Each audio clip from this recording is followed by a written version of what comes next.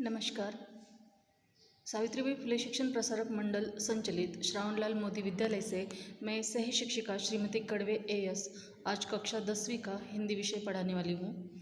आज के lecture number 14 में हम ठेस यह पाठ देखेंगे। आज के पाठ के अंतर्गत जो घटक आएंगे वो इस प्रकार रहेंगे। सबसे पहले हम प्रस्तावना देखेंगे, उसके बाद लेखक परिचय, पाठ परिचय और पाठ के अंतर्गत जो भी कठिन शब्द आएंगे उनके अर्थ भी देखेंगे। आज के हमारे पाठ का नाम है ठेस। यह एक पूरक पठन है और फणीश्वरनाथ रेणु जी इसके लेखक हैं। सबसे पहले हम फणीश्वरनाथ रेणु जी का परिचय लेंगे। फणीश्वरनाथ रेणु जी का जन्म 1921 में पूर्णिया बिहार में हुआ। इनकी मृत्यु 1977 में हुई। हिंदी कथाधारा का रुख बदलने वाले फणीश्वरनाथ रेणु जी को आज़ादी के बाद के प्रेमचंद की संज्ञा दी जाती है। आपकी कहानियों और उपन्यासों में आंचलिक जीवन की धुन, गंध, लय, ताल, सुर सुंदरता, कुरूपता स्पष्ट रूप से दिखाई पड़ती है। आपकी भाषा शैली में एक जादुई असर मिलता है। आपकी प्रमुख कृतियाँ इस प्रकार है: मैला आंचल, परती परिक कथा, जुलूस, एक आदिम रात्रि की महक, ठुमरी, अच्छा आदमी, रून जल धनजल, नेपाली क्रांति कथा, ये रिपोर्टाज उनका प्रसिद्ध है। अब गद्य संबंधी थोड़ा सा देखेंगे। प्रस्तुत आंचलिक कहानी बिहार के ग्रामीण जीवन पर आधारित है। इस कहानी के माध्यम से कथाकार ने ग्रामीण जीवन, सामाजिक संबंध, कारीगरी, कारीगरों के स्वाभिमान आदि को बड़े ही सुंदर ढंग से चित्रित किया हुआ है। आइए अब हम ठेस इस पाठ की शुरुआत करेंगे। कलाकार किसी भी धर्म, जाति और वर्ग का हो, उसे अपनी कला पर अभिमान होता है। वह स्वाभिमान के मूल्यों को समझता है और उसकी रक्षा के लिए हमेशा तत्पर रहता है। जाति या धर्म के नाम पर जब उसके स्वाभिमान पर आघात होता है तो वह उसे बर्दाश्त नहीं करता। प्रस्तुत कहानी में सिरचन नामक एक ग्रामीण कलाकार का वर्णन किया गया है। वह मोथी घास और पटेर की रंगीन शीतलपाटी मतलब चटाई, बांस की तिलियों की झिलमिलाती चीख, सतरंगी डोर के मोढ़े, भूसी चुन्नी रखने के लिए मूंज की रस्सी के बड़े बड़े जाले, ताल के सूखे पत्तों की छतरी, टोपी आदि उपयोगी वस्तुएं बनाता है।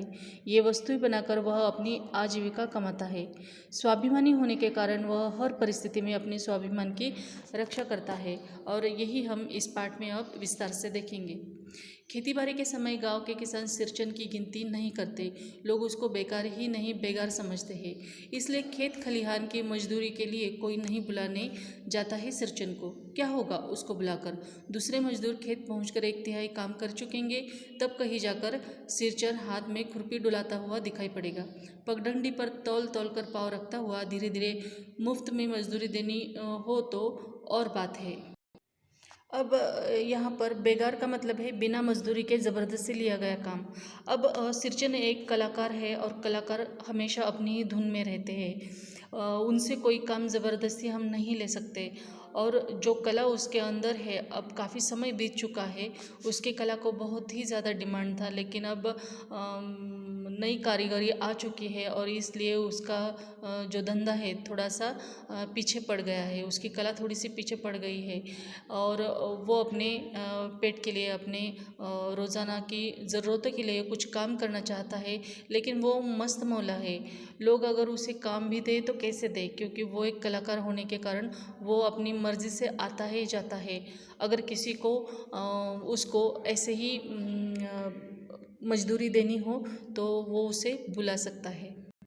आज सिरचन को मुफ्तखोर, कामचोर या चटोर कह ले कोई एक समय था जब उसकी मड़ैया के पास बाबू लोगों की सवारियां बंधी रहती थी। उसे लोग पूछते ही नहीं थे, उसकी खुशामद भी करते थे। अरे सिरचन भाई, अब तो तुम्हारे ही हाथ में यह कारीगरी रह गई है सारे इलाके में। एक दिन का समय निकाल कर चलो, बड़े भैया की चिट्ठी आई है शहर से, सिरचन से एक जोड़ा चिक बनाकर भेज दो।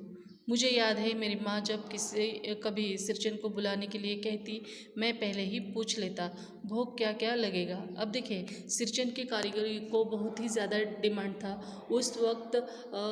उसके मड़ैया मतलब उसकी झोपड़ी के सामने कई सारे बाबू लोगों की गाड़ियाँ, सवारियाँ रहती थी।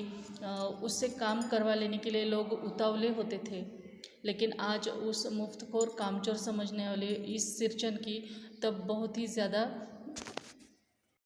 लोग उसे मानते थे और उसकी कारीगरी की बहुत ज़्यादा तारीफ किया करते थे। पूरे इलाके में वो बहुत ज़्यादा प्रसिद्ध था और उसको एक दिन के लिए अपने घर बुलाकर उससे काम करवा लेने के लिए लोग उसके पीछे पड़े रहते थे। लेखक की माँ ने भी सिरचंद को अपने यहाँ बुलाया था और लेखक तब छोटे थे और उनको पता था कि जब भी सिरचंद घर आएगा तो उसको खाने के लिए कुछ ना कुछ अच्छी चीज़ें लगेगी, क्योंकि वो ज़बान से चटोर था।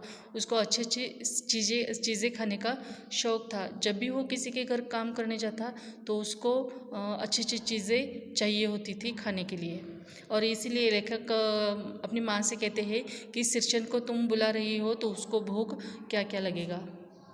माँ हंसकर कहती है, जा जा बेचारा, मेरे काम में पूजा भोग की बात नहीं उठाता कभी। पड़ोसी गांव के पंचानंद चौधरी के छोटे लड़के को एक बार मेरे सामने ही बेपानी कर दिया था सिरचंद ने।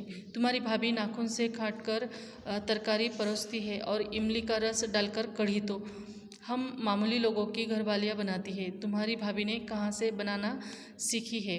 अब देखिए, ये जो सिरचंद है थोड़ा सा नक चढ़ा है, थोड़ा सा दिमाग से हटा हुआ है, क्योंकि अगर कोई बात उसे पसंद नहीं आती तो वो मुंह पर ही बोल देता है। वो एक कलाकार है और उस कला का कुछ तो घमंड उसमें है और इस वजह से वो किसी का भी अपमान कर देता है। अगर उसे खाने पीने में अच्छी चीज़ें न मिली तो फिर वो वहाँ पर कुछ भी बोल सकता है। और इसीलिए पड़ोसी गांव के जो पंचानंद चौधरी थे उनके छोटे लड़के को एक बार इसी प्रकार उसने बेपानी कर दिया था। इसलिए सिरचंद को बुलाने के पहले मैं माँ से पूछ लेता। सिरचंद को देखते ही माँ हुलस कर कहती, आओ सिरचंद, आज नैनो मत रही थी तो तुम्हारी याद आई। घी की खकोरन के साथ चूड़ा तुमको बहुत पसंद है ना।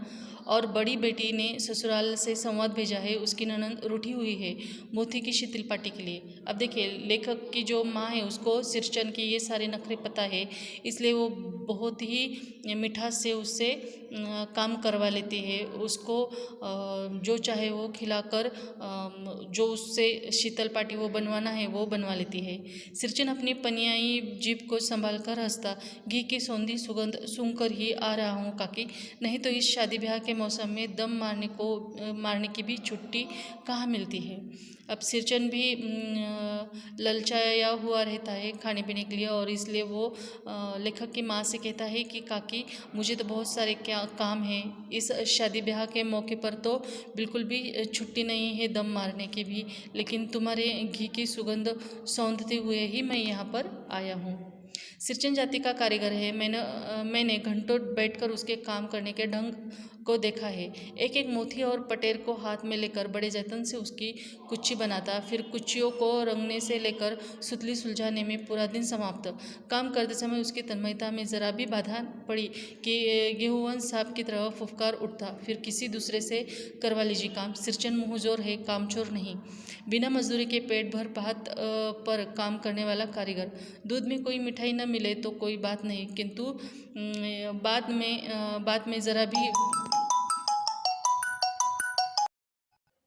सिरचंद जाति का कारीगर है। वो घंटों बैठकर बड़ी तन्मयता से अपना काम पूरा कर लेता है। लेखक ने कई घंटों तक उसको बैठकर उसका काम निहारा है और लेखक को पता है कि सिरचंद कितना अच्छा काम करता है, उसकी कारीगरी बहुत ही बेहतरीन है। लेकिन उसको किसी भी प्रकार की कोई भी अटकाव या किसी ने कुछ टोका तो उसको पसंद नहीं आता है, क्योंकि सिरचंद मुँहजोर है, कामचोर नहीं। काम में वो कोई भी कमी नहीं रखता है और इसीलिए उसे काम के बदले कुछ दाम न मिले तो भी चलेगा, लेकिन उससे मीठी बातें तो करनी ही पड़ती है। सिरचंद को लोग चटोर भी समझते हैं। तली बघारी हुई तरकारी, दही की कढ़ी, मलाई वाला दूध, इस सब का प्रबंध पहले कर लो, तब सिरचंद को बुलाओ, दुम हिलाता हुआ हाजिर हो जाएगा। खाने पीने में चिकनाई की कमी हुई कि काम की सारी चिकनाई खत्म, काम अधूरा रखकर उठ खड़ा होगा। आज तो अब अधकपाली दर्द से माथा ठनठना रहा है, थोड़ा सा रह गया है, किसी दिन आकर पूरा कर दूंगा, किसी दिन माने कभी नहीं। अब देखिए सिरचन बहुत ही ज़्यादा चटोर है, उसे तली बघारी चीज़ें बहुत ज़्यादा पसंद है, उसे दही की कड़ी, मलाई वाला दूध, इन सब का वो बहुत ही ज़्यादा शौकीन है। और जब भी किसी के घर वो कारीगरी करने जाता है तो इन सब चीज़ों का प्रबंध उन लोगों को करवाना पड़ता है उसके लिए। अगर खाने पीने में थोड़ी भी कमी रही या कुछ अधूरा रहा तो वो अपना काम भी अधूरा छोड़कर चला जाता है, फिर कुछ भी बहाना बना लेता है कि मेरा माथा ठनक रहा है और जब वक्त मिलेगा मैं फिर से आकर काम करवा दूंगा, लेकिन वो फिर से कभी नहीं आता। मोती घास और पटरे की रंगीन चित्रपाटी, बांस की तिलियों की झिलमिलाती चीख, सतरंगे डोर के मोड़े, भूसी चुन्नी रखने के लिए मूंज की रस्सी के बड़े बड़े जाले, हलवाओं के लिए ताल के सूखे पत्तों की छतरी, टोपी तथा इसी तरह के बहुत से काम हैं जिन्हें सिरचन के सिवा गांव में और कोई नहीं जानता। यह दूसरी बात है कि अब गांव में ऐसे कामों को बेकाम का काम समझते हैं लोग। बेकाम का काम जिसकी मजदूरी में अनाज या पैसे देने की कोई ज़रूरत नहीं, पेट भर खिला दो, काम पूरा होने पर एकाध पुराना धुराना कपड़ा देकर विदा करो, वो कुछ भी नहीं बोलेगा। अब जो ये सिरचन की कारीगरी है वो बहुत ही अनोखी और अलग है, लेकिन गांव के लोग ये मानते हैं कि इस कारीगरी के लिए कुछ दाम देने की ज़रूरत नहीं है, बस उस मज़दूर को कुछ खिलाओ पिलाओ तो बस उसके बदले उससे काम करवा लो, ऐसी धारणा गाँव में है। कुछ भी नहीं बोलेगा ऐसी बात नहीं। सिरचन को बुलाने वाले जानते हैं सिरचन बात करने में भी कारगर है।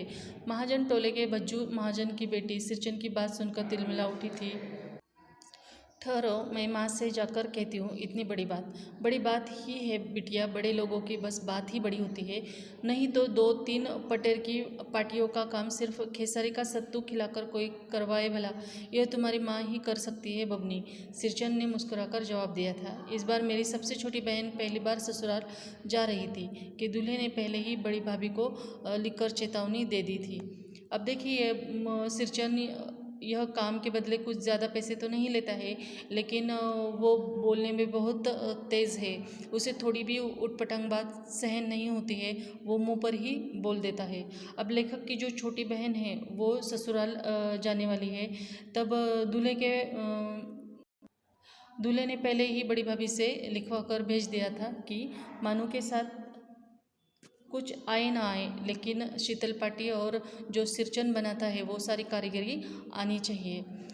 अब इसके बाद क्या होता है ये हम ठेस के भाग 2 में देखेंगे। इस पाठ के अंतर्गत जो कठिन शब्दार्थ आए वो इस प्रकार थे। बेगार मतलब बिना मजदूरी दिए ज़बरदस्ती लिया गया काम। मड़ैया मतलब झोपड़ी। चीक मतलब बांस की तिलियों का बना हुआ पर्दा। मोथी का मतलब है एक प्रकार की घास, और शीतल पाटी मतलब चटाई। मुंज मतलब एक प्रकार तक का तृण या फिर घास। कलेवा मतलब नाश्ता। इसमें जो मुहावरे आए हैं वो इस प्रकार है। मुंह लाल होना मतलब क्रोधित होना। ठेस लगना मतलब दुखी होना, बुरा अनुभव होना। फूट फूट कर रोना मतलब ज़ोर ज़ोर से रोना, और मुंह लटकाना मतलब निराश होना। इस प्रकार ठेस इस पाठ का पहला भाग यहीं पर समाप्त होता है। लेक्चर नंबर 15 में हम ठेस इस पाठ का दूसरा भाग देखेंगे। धन्यवाद।